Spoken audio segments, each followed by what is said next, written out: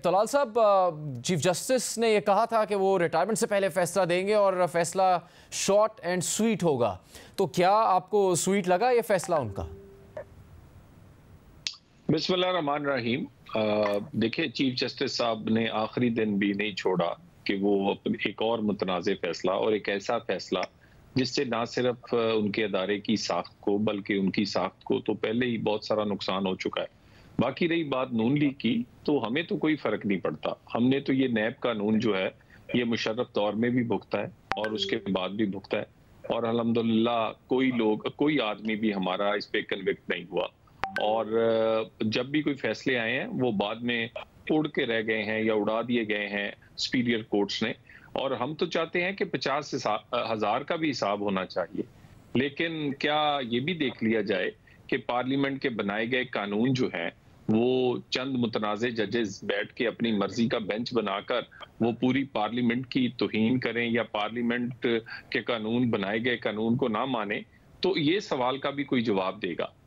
बाकी नून लीग के हवाले से अगर ये कानून दोबारा ये खत्म होता है, पुराना कानून बहाल होता है, तो मेरा ख्याल है भुगतना अब है पीटीआई ने और भुगतना है उन लाडलों ने जिन्होंने जो सब कुछ करते रहे, सब लूट मार करते रहे, सब कुछ करते रहे, और फिर इस कानून के होते हुए उन्होंने अपनी करप्शन के वो पैसे भी इंजॉय किए और 2-2 दिन के रिमांड लिए।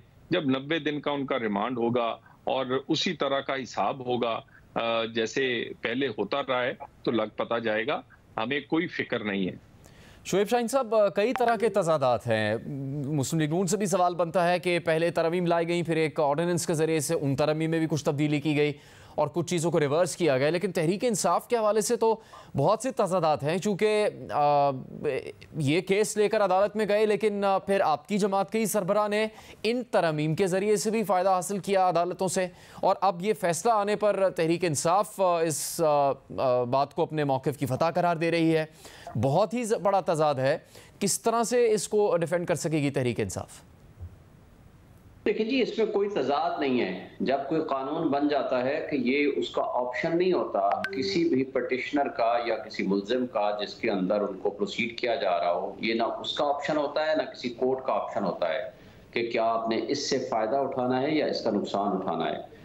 इमरान खान साहब ने सबसे पहले इसको पिटीशन को फाइल की और इसको चैलेंज किया पिछले ही साल, जिस वक्त ये नैब लॉ तरमीम हुआ था। तो PMLN जाते जाते जो ऑर्डिनेंस जारी करके गई थी, अगर ये वाकई संजीदा थे, 15 दिन को 30 दिन करना चाहते थे, इनको एक्ट ऑफ द पार्लियामेंट के जरिए चेंज करना चाहिए था। ये जुलाई में ऑर्डिनेंस लेकर आए, हालांकि एक्ट बिल्स और एक्ट्स तो ये आखिरी हफ्ते भी बनाते रहे, तो ये उस जुमा बाजार जो बिल का लगाया गया था उसके अंदर ये भी शामिल कर देते अगर ये वाकई संजीदगी के साथ करना चाहते थे। लेकिन मेरा ख्याल है ये इनकी ये रीज़न नहीं थी। इनकी रीज़न सिर्फ ये थी कि 15 दिन की बजाय 30 दिन का रिमांड जो है वो खान साहब के लिए तो हो, बाकी किसी के लिए ना हो। लेकिन जो 15 दिन वाला रिमांड का चेंज था उसको चैलेंज नहीं किया गया था खान साहब ने। नंबर 2, जो जमानत देने और ना देने का जो ट्रायल कोर्ट की पावर थी वो भी चैलेंज नहीं हुआ था। लेकिन जमानत पहले हाई कोर्ट दिया करती थी, अब ट्रायल कोर्ट को पावर्स हैं। वो सिर्फ जुरिस्डिक्शन एंड फोरम चेंज हुआ है, उससे किसी का फायदा ना फायदा है ना नुकसान है, बल्कि फायदा इसमें था कि हाई कोर्ट से जमानत ज्यादा वाइडर रेंज में 497 सेक्शन 497 के तहत ज्यादा डीबी यानी डिवीजन बेंच 2 जजेस बैठ के फैसला करते थे, वो ज्यादा मोतबर और बेहतर था।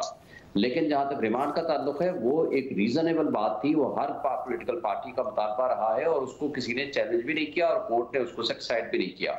जहां तक ताल्लुक है अनरीजनेबल चेंजेस थी, एक पर्सन स्पेसिफिक थी, अपने मुकदमात को सामने रख के की गई थी, वो गलत थी, अनकॉन्स्टिट्यूशनल थी, उसको सेटिस्फाइड किया गया। आप अगर ये देखें, आप यानी 45 करोड़ का जो केस है वो तो आप कर सकते हैं, लेकिन उससे ज्यादा का जो केस है वो नहीं कर सकते आप। यानी उसके साथ साथ अब अगर आप ये देख लें कि जिस तरह की वो चेंजेस की गई, यानी जो प्रिजम्पशन थी कि अगर किसी के 1 करोड़ रुपए की आमदनी है और वो 1 अरब 2 अरब 5 अरब उसके अकाउंट में पड़ा हुआ है, तो कोई उनसे नहीं पूछ सकता। शोएब साहब, ये तफसील तो आ चुकी है सामने आज, लेकिन सवाल ये बनता है कि दीगर सियासी जमातें, PDM जमातें ये तनकीद करती हैं कि नैब के कानून को इंतकामी सियासत के लिए इस्तेमाल किया जाता है। आपकी जमात और आपकी जमात के सरबराह अदालत में दरख्वास्त लेकर गए, जो ज़ाहिर है उनके इस मौक़िफ़ के ख़िलाफ़ हैं, वो उससे इतफ़ाक़ नहीं करते। लेकिन क्या अगर आप ये समझते हैं कि चेयरमैन तहरीक इंसाफ इस वक्त जेल में है और उनके ऊपर भी अब नैब के केसेस हैं और वो सही नहीं है या उनकी गिरफ्तारी ठीक नहीं, अगर आप ये समझते हैं, तो फिर इस सारी सूरत हाल से PDM जमातों के मौक़िफ़ को तक़वियत नहीं मिलती क्या? तो आप किस बात को तस्लीम करेंगे फिर? देखें, पहली बात तो यह है कि पॉलिटिकल विक्टिमाइजेशन, इसमें कोई शक नहीं, माजी में भी हुई है और अब भी हो रही है। और पॉलिटिकल विक्टिमाइजेशन नैब का इदारा हमेशा इस्तेमाल भी हुआ है। लेकिन मुझे ये बताएं कि पुलिस अगर गलत FIR काट दे, ये तो 2 मुकदमात है ना खान साहब के खिलाफ नैब के, जो 180 बाकी मुकदमात हैं, क्या PPC को हम खत्म कर देंगे? अगर कोई मिसयूज ऑफ अथॉरिटी कर रहा है तो दैट इज रॉन्ग, वो गलत है, उसको खत्म होना चाहिए, रूल ऑफ लॉ होना चाहिए, आइन की बालादस्ती होनी चाहिए। लेकिन क्या हम पूरे एहतसाब के निज़ाम को मलियामेट कर दें और उसको ख़त्म कर दें? स्ट्रॉन्ग अकाउंटेबिलिटी का सिस्टम अगर नहीं होगा तो उस मुल्क में करप्शन मजीद फ़रोग पाएगी। आप करप्शन को अगर रोक नहीं सकते मुकम्मल तौर पर, कम से कम उसको मिनिमाइज तो कर सकते हैं, और वो तभी मुमकिन है कि जब आपका एक स्ट्रॉन्ग अकाउंटेबिलिटी का एक सिस्टम होगा, जो कि नैब की सूरत में मौजूद है और था। तलाल चौधरी साहब, जिस अंदाज से उन्होंने तरामीम की, वो on the face of it सिर्फ और सिर्फ अपने लोगों को फायदा देने, अपने मुकदमात को बरी कराने, अपने रेफरेंसेस को खत्म कराने, अपने खिलाफ इंक्वायरीज और इन्वेस्टिगेशंस को खत्म कराने के लिए थी, जिसको मैं समझता हूं कि सुप्रीम कोर्ट के फुल बेंच ने मुकम्मल तौर पर उसको खत्म कर दिया with the difference of. Talal Chaudhry साहब, शुएब शाहीन भी कह रहे हैं कि आपकी सब जमात और PDM की दीगर जमातों ने अपने फ़ायदे के लिए तरमीम की थी। बाद में जब उनको अंदाज़ा हुआ कि अब दूसरे लोग इस कानून के नीचे आ सकते हैं तो फिर मज़ीद तब्दीलियाँ कर दी गई थी। तो इस तरह तो उनका जो इल्ज़ाम है और इस प्रोग्राम में भी दोहरा रहे हैं, वो बात सही साबित हो जाएगी फिर? देखिए, गुजारिश ये है कि इस नैब लॉ के बारे में बहुत सारे ऐसे फैसले हैं जो कि सुप्रीम कोर्ट ने दिए हैं और उसके लार्जर बेंच ने दिए हैं कि ये पॉलिटिकल इंजीनियरिंग से लेकर और बहुत सारी विक्टिमाइज करने के लिए इस्तेमाल हुआ है। और उसके बाद कई चीज़ें उन फैसलों में रिकमेंड भी की गई थी कि ये तब्दीलियां होनी चाहिए, और टाइम के साथ साथ बहुत सारी तब्दीलियां जो है वो होनी भी चाहिए थी।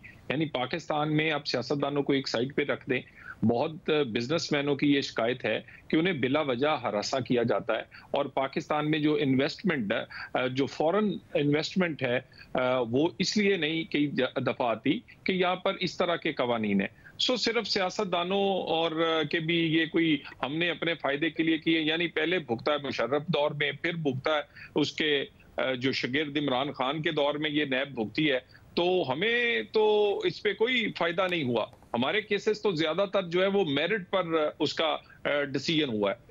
बाकी बात, एक अहम सवाल का जवाब क्यों नहीं देते? क्या 2-2 रुकनी बेंच जो है वो अब उठा के पूरी पार्लियामेंट के फैसले बाहर फेंक दिया करेगा? और ये तो कम से कम ये तो एक मजाक है कि वो पार्लियामेंट जो कानून बनाती है उसकी कोई अहमियत नहीं है। अहमियत है कि आप अपनी मनमर्जी के फैसले कर दिए जाए। और क्या इन केसेस में नहीं कहा गया दूसरी पार्टियों की तरफ से कि फुल बेंच बना दें? अगर इतना ये फैसला मोतबर था और इतने ये ऐसे पॉइंट्स हैं कि इस पे हर सूरत ये फैसला आना था, तो फुल कोर्ट क्यों नहीं बनाया? यानी ये और ऐसे बेंचेस जो कि मुतनाज़े रहे हैं, और वो खास किस्म के जज साहिबान पिछले 7 साल से साकिब निसार और उसके कुछ साथी वो लगातार एक किस्म के फैसले दे रहे हैं। सो इन फैसलों से अगर नुकसान हुआ है तो फिर एक दफा अदालत का हुआ है, और आखिरी दिन भी बंदियाल साहब ने नहीं छोड़ा अपने आप को नुकसान पहुंचाने के लिए या अपने आप को मुतनाज़े करने के लिए। बाकी रही पार्लियामेंट, तो पार्लियामेंट तो इस तरह लगती है कि वो म्यूनिसिपल कॉरपोरेशन है। जब दिल किया उठा के उसके फैसले सस्पेंड कर दें, उसके फैसला उसका कानून अभी इंप्लीमेंट नहीं हुआ तो सस्पेंड हो गया, उसने कानून बनाया तो हमने उड़ा दिया है जी, 2 जजेस साहिबान ने उड़ा दिया है जी। मेरा ख्याल है ये भी रवायत बदलनी होगी। शुएब शाहीन साहब, जो इख्तलाफी नोट है जस्टिस मंसूर अली शाह का, उन्होंने तो लिखा है इसमें कि पार्लियामेंट के पास ये इख्तियार है, को कानून बना सकती है तो फिर उसे ख़त्म भी कर सकती है। देखिए, इसमें कोई शक नहीं है, पार्लियामान को बिल्कुल अख्तियार है। पार्लियामान तो आइन में भी तब्दीली कर सकती है विद 2/3 मेजॉरिटी। पार्लियामान कानून साजी कर सकती है, कानून में तब्दीली भी कर सकती है, इस पर तो किसी को कोई इबाहम नहीं है, लेकिन कानून आइन के मुताबिक होना चाहिए, कानून अनरीजनेबल नहीं होना चाहिए, कानून पर्सन स्पेसिफिक नहीं होना चाहिए, कानून में लैक ऑफ बोनाफाइडी नहीं होनी चाहिए। अगर ये चीजें आएंगी तो वाहिद फोरम है सुपीरियर कोर्ट, खा वो हाई कोर्ट का सिंगल जज को भी ये अख्तियार है कि वो जुडिशियल रिव्यू करे और जुडिशियल रिव्यू के नतीजे में उस लॉ को अल्ट्रा वायरस डिक्लेयर कर ले और आइन के बरअक्स अगर वो कानून बनता है तो उसको सेटिसाइड कर दे। इसमें तो कोई भाव नहीं है।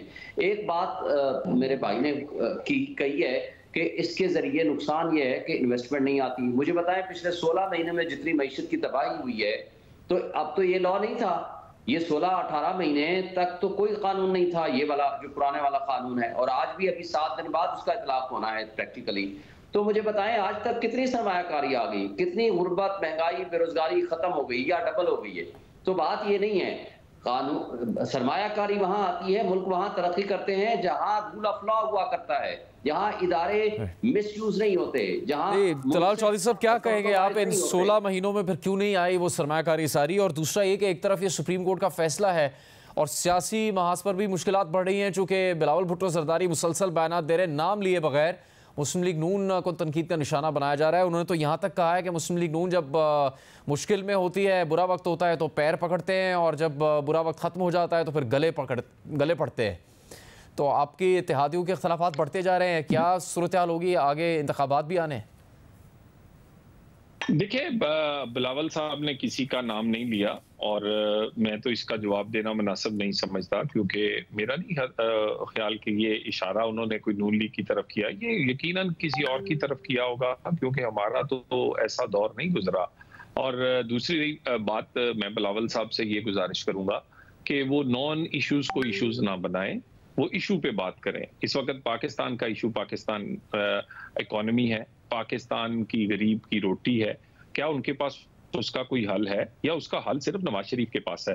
वो नवाज शरीफ जिसने पहले भी ये सब कुछ करके दिखाया है, वो लोड शेडिंग खत्म हो, दहशतगर्दी खत्म हो, पाकिस्तान की बेहतरीन स्टॉक एक्सचेंज, बेहतरीन तकड़ा रुपया, और गरीब को रोटी 2 रुपए की मिलती थी।